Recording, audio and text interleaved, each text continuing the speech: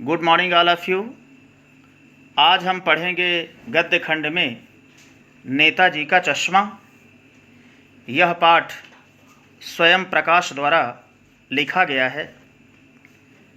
बच्चों, चारों ओर की सीमाओं से घिरे हुए भूभाग को ही देश नहीं कहते। देश बनता है उसमें रहने वाले नागरिकों, जीव जंतुओं, वनस्पतियों, पेड़ पौधों इत्यादि के संयोग से, और इन सब के लिए प्रेम प्रकट करना, इन सब की उन्नति के लिए, समृद्धि के लिए प्रयास करना ही देशभक्ति कहलाता है। जो इन सब के प्रति अपना प्रेम प्रकट करता है, स्नेह प्रकट करता है, वही सच्चा देशभक्त कहलाता है। नेताजी का चश्मा कहानी कैप्टन चश्मे वाले की देशभक्ति को रेखांकित करती है। कस्बे के उत्साही बोर्ड के द्वारा, वहाँ के प्रशासनिक अधिकारी द्वारा यह निर्णय लिया जाता है कि कस्बे के चौराहे पर नेताजी सुभाष चंद्र बोस की प्रतिमा स्थापित की जाए। कस्बे के इकलौते ड्राइंग मास्टर मोतीलाल जी को यह काम दे दिया जाता है और उन्होंने नेताजी सुभाष चंद्र बोस की संगमरमर की प्रतिमा लगभग 1 महीने के अंदर तैयार कर दी। किंतु मूर्तिकार चश्मा बनाना भूल जाता है और मूर्ति पर रियल का चश्मा लगा दिया जाता है। नेताजी की मूर्ति बड़ी सुंदर लग रही थी, लगभग 2 फीट ऊंची थी, और मूर्ति को देखते ही दिल्ली चलो और तुम मुझे खून दो, मैं तुम्हें आज़ादी दूंगा, यह याद आने लगता था।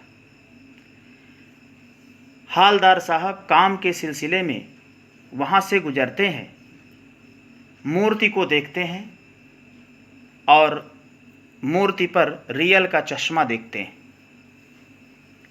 अगले दिन जब वह पुनः गुजरते हैं तो चौराहे पर पान खाने के लिए रुकते हैं।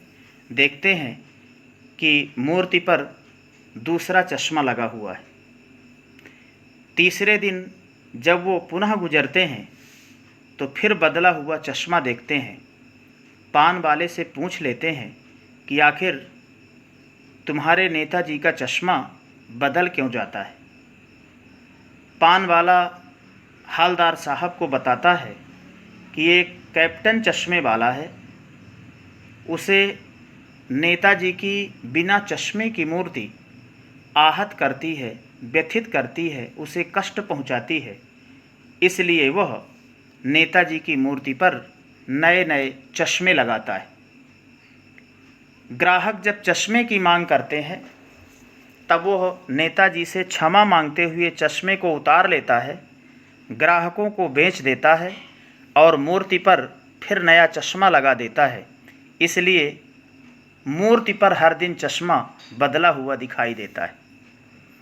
हालदार साहब काम के सिलसिले में वहीं से गुजरते रहते हैं। मूर्ति पर हर दिन बदला हुआ चश्मा देखते हैं, कभी काला चश्मा, कहीं गोगो चश्मा, कहीं चौड़े फ्रेम वाला चश्मा, कहीं तार वाला चश्मा।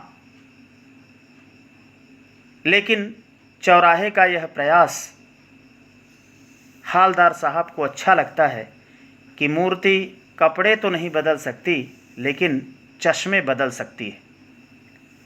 कई दिन व्यतीत हो जाते हैं। एक दिन हालदार साहब चौराहे पर पान खाने के लिए रुकते हैं। देखते हैं कि मूर्ति पर चश्मा नहीं है। पान वाले से पूछ लेते हैं कि आज नेताजी की प्रतिमा पर चश्मा क्यों नहीं है। पान वाला जो है दुखी होता है, उसकी आंखें भर आती हैं, उसके आँखों में आंसू छलकने लगते हैं और हालदार साहब से कहता है कि साहब, कैप्टन चश्मे वाला मर गया। हालदार साहब का मन करुणा से भर जाता है और वह वहाँ से निकल जाते हैं। अगले दिन वह ड्राइवर को बोल देते हैं कि आज हम चौराहे पर पान खाने के लिए नहीं रुकेंगे, क्योंकि चौराहे की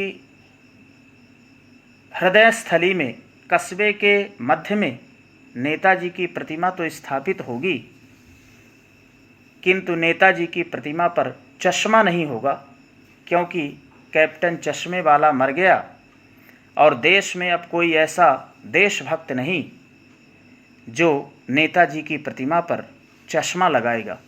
इसलिए आज हम चौराहे पर पान खाने के लिए नहीं रुकेंगे। हालदार साहब वहाँ से गुजरते हैं। जैसे ही वह चौराहे के निकट पहुँचते हैं कि एकाएक ड्राइवर को गाड़ी रोकने के लिए कहते हैं। ड्राइवर ज़ोर से ब्रेक लगाता है। हालदार साहब जो है गाड़ी से उतरते हैं और नेताजी की प्रतिमा के समीप जाते हैं।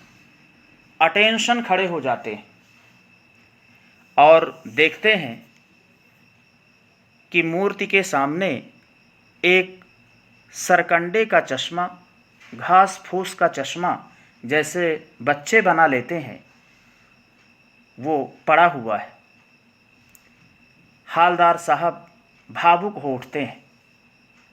उनका मन करुणा से भर जाता है और वो सोचते हैं कि कैप्टन की मृत्यु के बाद हमारे देश के बच्चे भी देशभक्तों का सम्मान करना जानते हैं।